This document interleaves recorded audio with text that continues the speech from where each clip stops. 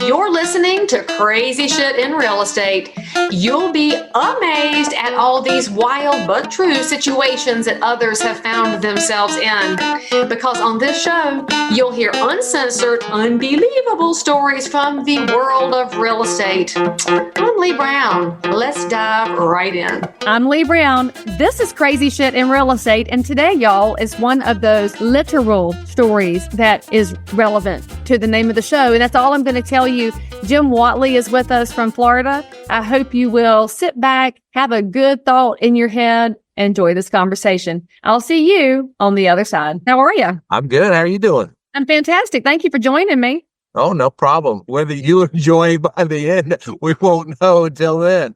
Well, you do have a bunch of Post-it notes on the wall behind you, and ball caps. So is this what we collect as notes to yourself and ball caps? No, I've been doing trying to do YouTube videos and stuff like that. And to try to make it more interesting, I come up with the things that, either do or don't do in different colored Post-it notes. My wife writes them out for me because my handwriting's horrible. And then I do the YouTube video of what I would do, what I won't do, try to hold the video up for, effect, I guess. I don't know what other thing to say other than I don't know if it's working or not, but I'm trying it. Well, you won't know until you try it. And frankly, the thing on videos is you have to make a whole bunch of them before something connects with the public, and then Shazam, it's on. Well, it's funny thing is I try to do like a 60-second video every day, 6 days a week, trying to help somebody in the process of buying or selling a home. But then Sunday, I was showing houses under the new rules. So I did a video of how the car was going to be when I did it because they wanted to see a whole bunch of houses. I said, look, you're going to have to go with me in the car so we can hit all these houses in a good time frame. So I did a video of the cooler in the car, the snacks. I even put a little trash can in there and everybody had their little clipboard. And I was getting like over 1,000 views on something where normally I'm getting 50. So, maybe I need to show less of me and more of something else. Well, there's a lot to be said for that day in the life kind of a thing. And that's the angle you were telling people. This is the real world. Yeah. Because they don't know real estate, real world, because they've watched HGTV and they've watched that god-awful Selling Sunset. That is not the real world. Having some snacks in the car is the real world. You put people in your car. We got away from that during COVID, and I don't think these young realtors understand what they've missed out on by not having those conversations in between houses. That's when you really get to break down what you looked at and know who people are so you can find them what they want.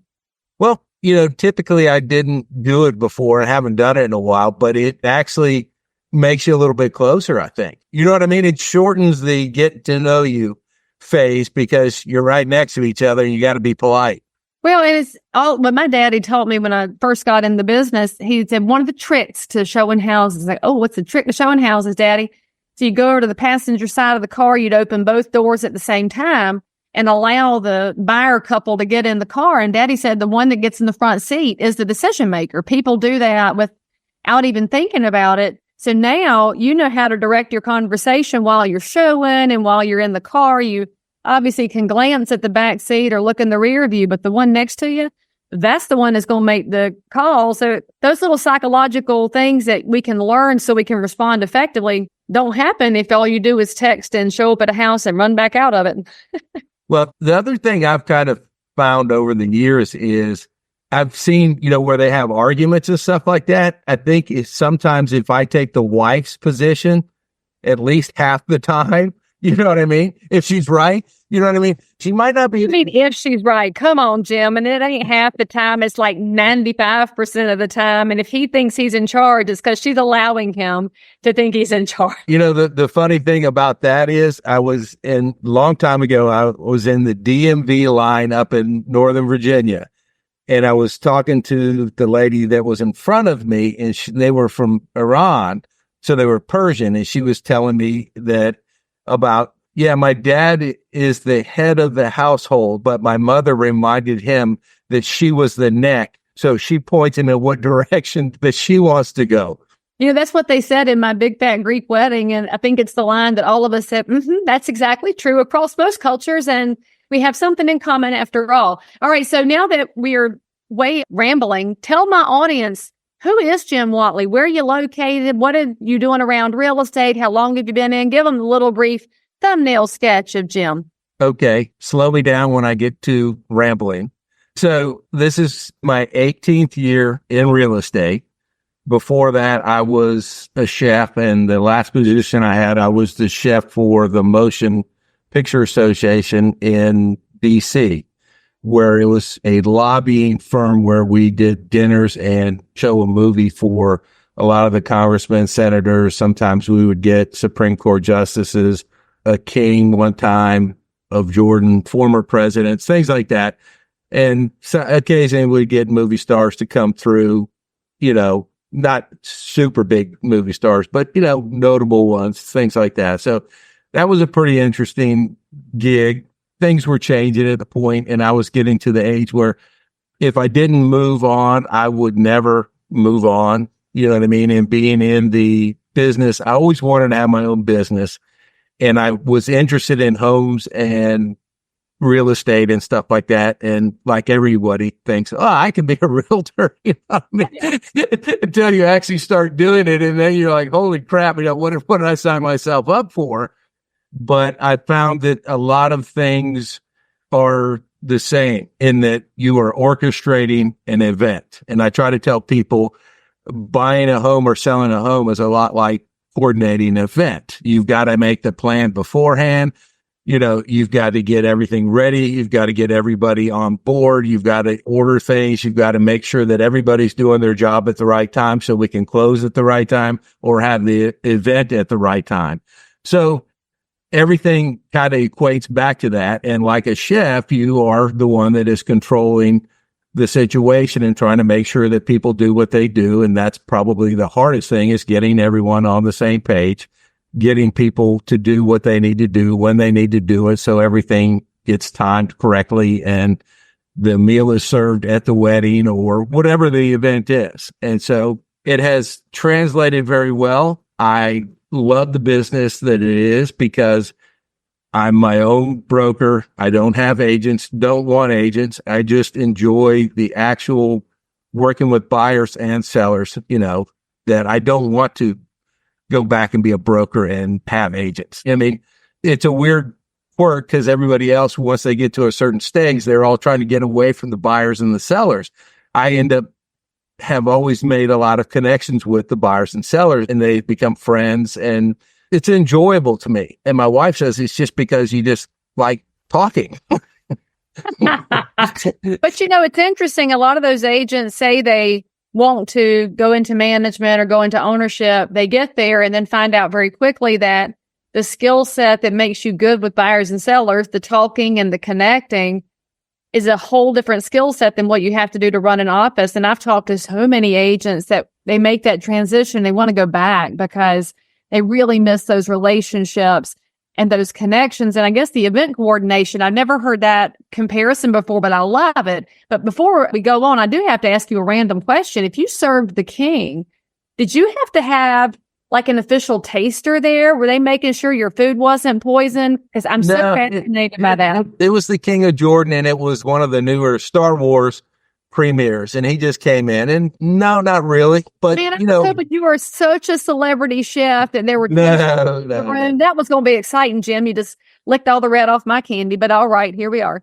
So when you made the transition, what was the hardest part to go from your chef life to your real estate life 18 years ago? If you had to look back in time, what was the hard part?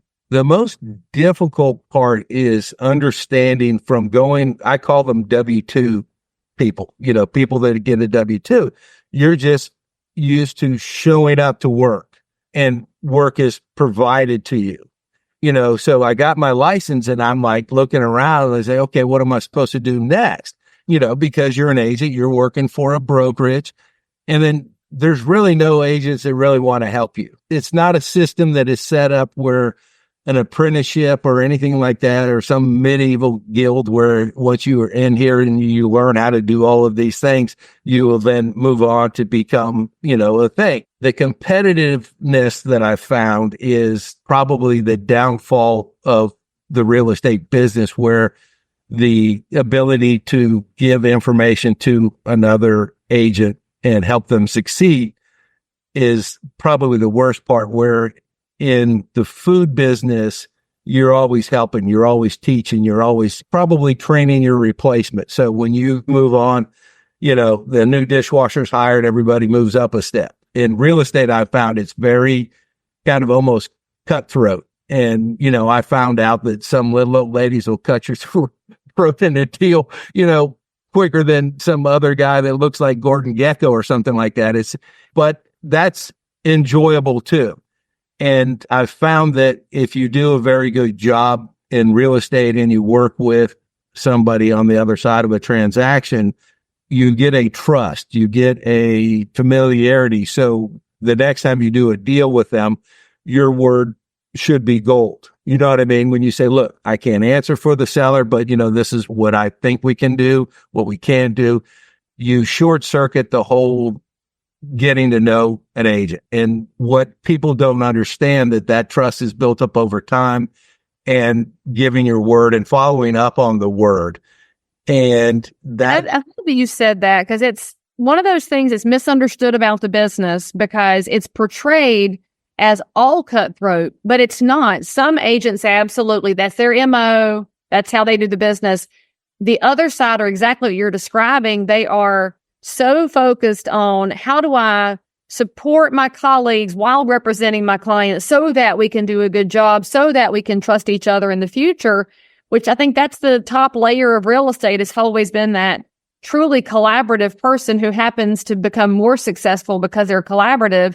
And the ones that get a little angry and aggressive and cutthroat, they seem to always be there, but they don't hit the same levels as the ones that really improve the professional community wherever they are. So I'm so glad you mentioned that. And I'm also glad you mentioned that apprenticeship idea. A lot of us in the professional space have been saying forever, we wish there were an apprenticeship requirement. Of course, it would have to come from the state licensing boards. It couldn't come from the trade associations, because that's got to be a licensure requirement. I mean, they have it for appraisers and hairdressers. Why not for realtors? I think that's one thing that would improve us over time, because it would give people a way to start that mentor relationship. Even if they don't think one's out there, you can find them. They're just fewer and further between than I think they should be. I was lucky to have my dad, who took you under their wing when you wandered into that office as a baby agent.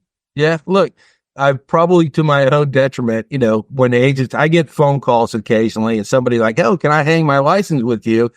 And I'm like, no, because I don't have agents, don't want agents. But then I end up spending an hour telling them who to call, who they should do, how they should do it, how they should approach the conversation with a broker. And sometimes I recommend them to a team. A lot of times I said, look, the way I did it was probably the dumbest way you could go into real estate and just keep doing it and doing it until you finally get it. But if I had to start over again, and if I were telling somebody to start over again, I would say, find a high producing team. Yeah. Find the team member that you can get along and understand with. And I would say, look, I would go to the team member or the team leader and say, look, I want to learn how to do real estate, and I need to do transactions. So I've learned how to do real estate. If you take care of me, I will stay with you. But if we get to a disagreement, I will let you know. I'm going to try to do it on my own. But if you make it where I'm comfortable, I'll stay, and I think nobody has that conversation. I talked with a friend of mine who's like the number one agent over in the city next door. He has like 12 buyer's agents. And he tells me the horrors of what he does. And I just keep laughing at him. I said, why do you do that? And he says, the only thing I get out of it, he goes, I make about the same amount of money as I did before. I just get time off and I get time with my family. Okay. That's a fair trade. That's a lot of adult babysitting to get to that. Yeah, no problem. My thing is I've learned how to be able to shift gears from pleasant doing something and I can hear a ding from my phone as a text, I can stop in mid-sentence. As my wife says, we'll be walking and there's a ding in there. I can stop mid-sentence, read the text, answer the text, and try to pick up on the conversation right after that. You know what I mean? At first, I would not suggest that for a happy marriage. And no, she's going to trip you the next time you're walking. Suddenly, there's a stick on your side of the road. Oh, yeah. No. But look, she understands that she was a chef also. And she understands, look, you got to work when there's work. And the responsibility that is given to you when you're working with a buyer or seller is a lot more than most people think, because they have a lot of fears and they don't understand the process. And they don't even really want to understand the process. They just want what they want and they want to get it done. That's an interesting thing you just said. Do they really want to understand the process? I would say, of course, I'm married to an engineer. He's a process man. And of course, accountants, they love details. So you have that sector of the public probably does. But for the person who has a busy job, a busy family life, they have hobbies, they're exhausted, they stare at their phones, their bandwidth might be such that they don't want to, but they want to be able to have that level of trust that you already mentioned so they don't have to understand the process. There's a whole want to, have to thing. My brain just started spinning, Jim. Yeah, but you mean up until the change, I'd been avoiding buyers. And then I saw the opportunity with the change on Saturday of what can happen and what will happen. Right. And my whole business has been around, and I've gotten a bad reputation as so-called a discount broker. But I don't consider it a discount because I am my own broker. I work out of my house. I charge everything I do is geared to, if I were selling a home, if I were buying a home, what would I want the broker to do? And what would I want the broker to do? Because I understand it now. So now I tell somebody, I said, look, if I were doing this, this is what I would do. This is why I would do it. And this is how I would do it. So Sunday was the first one. It was a la carte system that I came up with, how I'm going to charge the buyer. And the reason it worked really well was it was the son of a customer I had. I've sold a couple properties, and he called me and he started talking about wanting to buy a house. I said, well, do you understand the process? He says, no, but he's an attorney, not a real estate attorney, but just an attorney, and it does criminal work. So I explained to him the two options. We could try to go the old school method, and I can try to get a commission based off of the price of the home. Or if you do it the way I'm suggesting to do it, it's going to sound like more money that it's going to come out of your pocket, but it's going to save you a significant amount of money. And I think you're going to get a better result and you're going to be happier. And he's like, okay. So we already had a built-in trust because his mother pushed him to call me. You know what I mean? So she encouraged him. That's what you were saying. She used her motherly influence to encourage that, right? Well, it got even crazier. Moms don't push. We don't push. So it even got crazier in that we had the inspection yesterday. So the mother and the father, his mother and father came, and then her mother came also, even though her dad was in the hospital, her mother came. So I had two mothers and a dad during the inspection. So basically, instead of annoying the inspector, we got there 2/3 of the way through.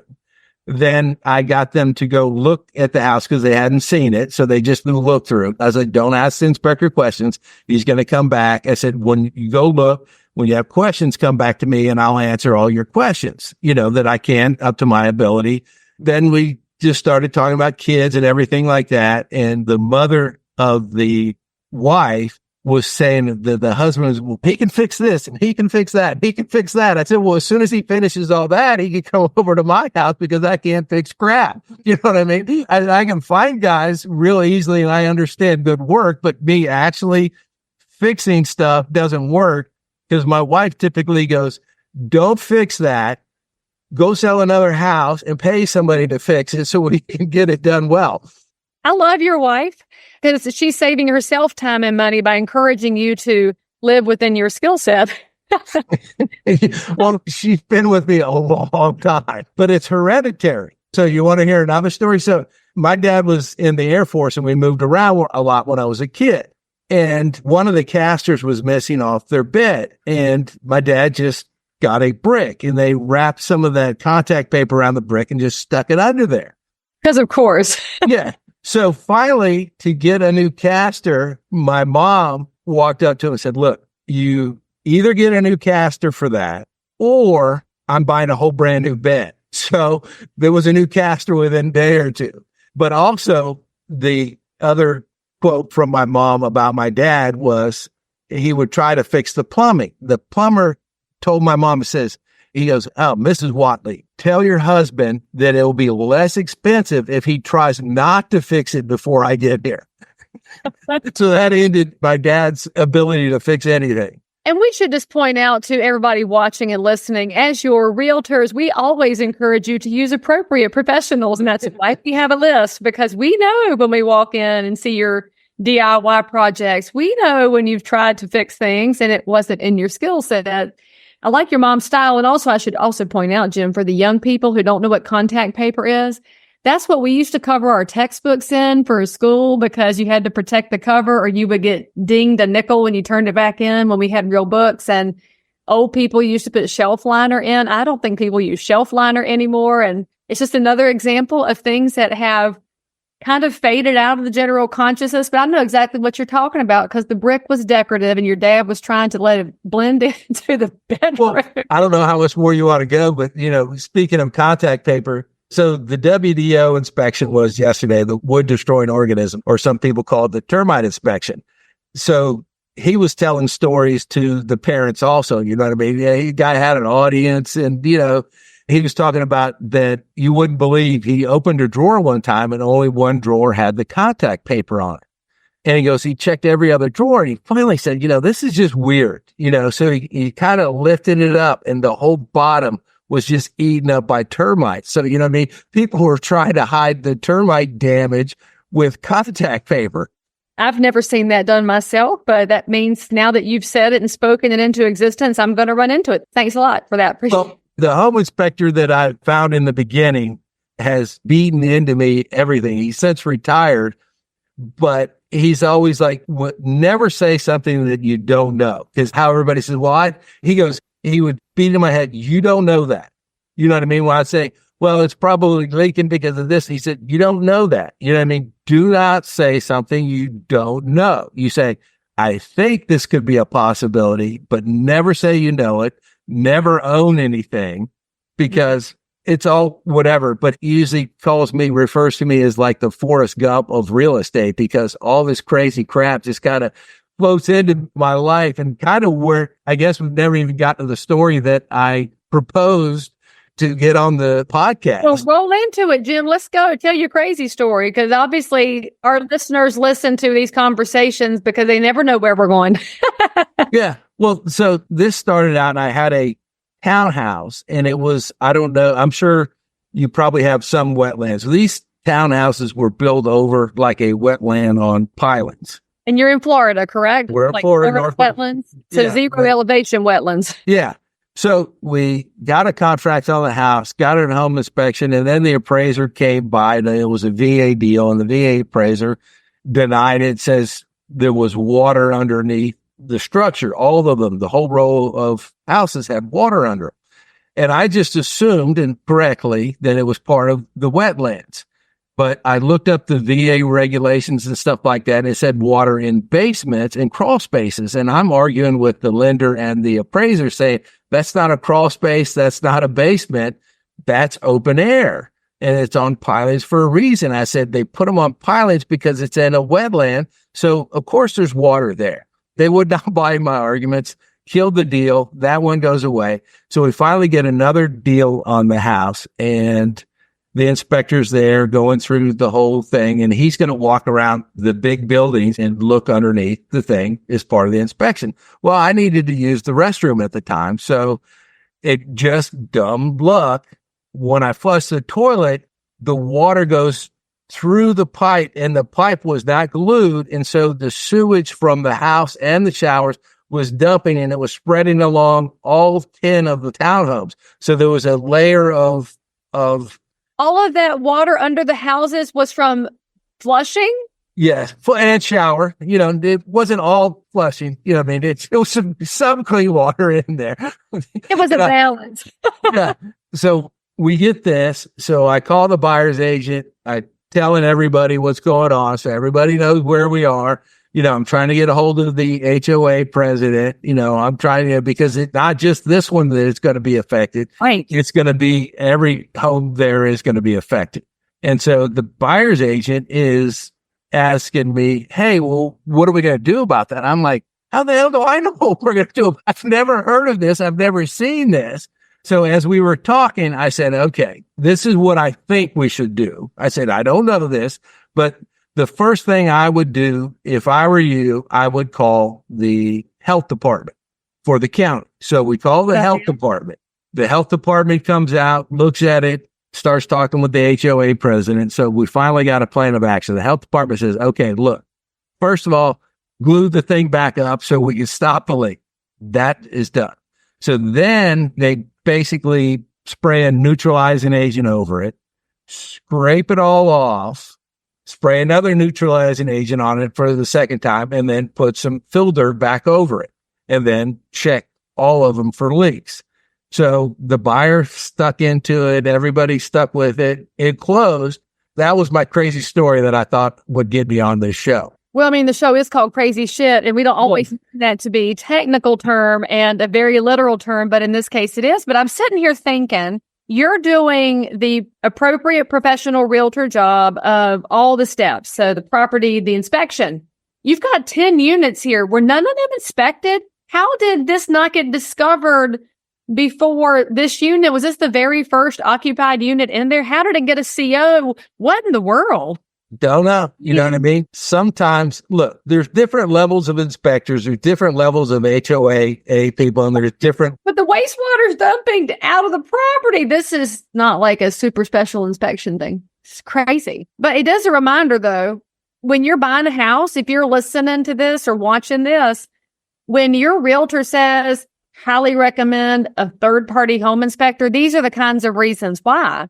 Because you may not notice these things, or you may be in the property and never flush the commode, and then you don't get to watch it happen in real time. So there's so many steps in the process that matter because somebody else may have skipped the steps earlier. I'm flabbergasted, but I think we can agree that HOA was helpful. So there's a +1 for HOAs one time. Yeah, I don't think they were as helpful as they could have been. You know what I mean? Sometimes helpful, you have to make people helpful by dragging them along, screaming and hollering, but they end up getting there. The problem is everybody thinks realtors were all interchangeable. They think either that or we're greedy and dumb, you know what I mean? And they can do it without us. And I would say, yeah, you can do it without us, but I don't know how it's going to turn out. And maybe you'll be lucky, or maybe the things. And when I decided I kind of wanted to do it was when we were selling our house in Virginia, and talked to a couple of realtors, and I thought I wanted to sell my home on my own. You know what I mean? I wanted to do it for sale by owner. So I ended up buying like 3 or 4 books. I read all these books, started coming up with a plan and all that stuff. And then once I read enough, I said, I don't know enough to actually do that. But so I interviewed a couple agents, and one of them was the discount broker in that town in Vienna, Virginia, just outside of DC. Well, hang on. Let's not call them discount. They just have a less expensive model. I don't like Walmarting somebody else's business models. We can just say they charge less. Yeah. So I'm talking to him, and I kind of brought up, I said, yeah, I was thinking about selling the house on my own. And he said, okay, I got a plan for you. He goes, I'll put the post up. You put your sign up. I'll take pictures and everything. I won't put it in the MLS. I'll give you a week to see if you can sell the home on your own. I'm like, okay, I'm game. So I put the sign up and nothing happens. Made some flyers, nothing happened. You know what I mean? Then we're getting close to the deadline, and Mrs. Medilli, the neighbor down the street, it comes down, and we had put in a really nice addition on the home and stuff like that. And Mrs. Medilli said, oh, I want to see the house before you sell it because I haven't seen it. So I think I was at work at the time, and Donna and Charlie, our son, he was probably like 5 or 6 at the time. So they were at the house. They let Mrs. Medilli in, and she is, oh, my son will buy this house. You know what I mean? So she goes home. Son looks at the pictures and writes it off right then and there with the agent. And what he had proposed to me would be like unbelievable what you could pay a realtor to do the transaction. A special deal. It was a super special deal. You know what I mean? And they wanted to come and look at the house. So Charlie takes the lady, the wife of the son, around the house. And they see the wolf stove there. And she said, oh, we want to do this. And basically our son, Charlie, sold the house to the wife. And it all just kind of worked out. And the real estate agent was fairly shocked that it worked. Because I asked him, I said, why did you let me do this? Because you didn't think I could do it? He said, exactly. I didn't think you were going to be able to sell it. I said, well, it was just dumbass luck. Which happens, right? Because statistically, almost 90% of for sale by owners aren't successful, and then they call an agent. So he actually made a reasonable statistical bet, but it's also how real estate goes. And we both know that you win some, you lose some.